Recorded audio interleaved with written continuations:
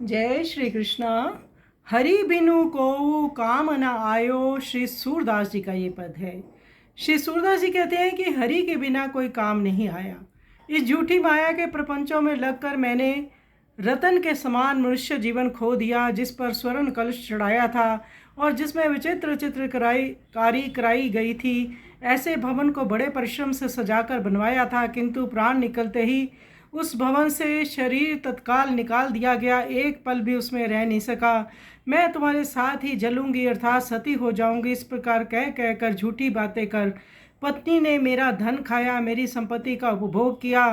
वह चित्र चुराए हुए चला करती थी, किंतु प्राण निकल जाने पर उसने मुंह फेर लिया और एक पग भी साथ नहीं चली।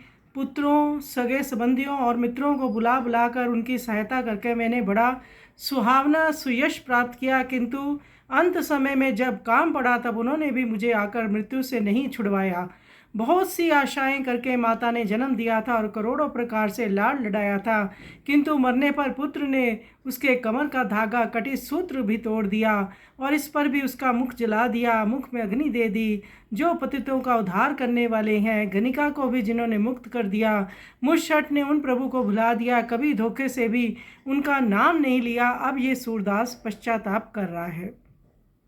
तो सूरदास महाराज कहते हैं, हम संसारी का डंबरों में उलझे रहते हैं और उस उलझन में हम अपने प्रभु को भुला देते हैं, जो कि सब करता धरता है, जिन्हीं का सब किया कराया है। और उन प्रभु की स्मृति कर कर हम संसारिक नातों को सच्चा मान बैठते हैं, जबकि प्रभु ही सच्चे हैं। तो आइए सुंदर पद का हम श्रवण करें।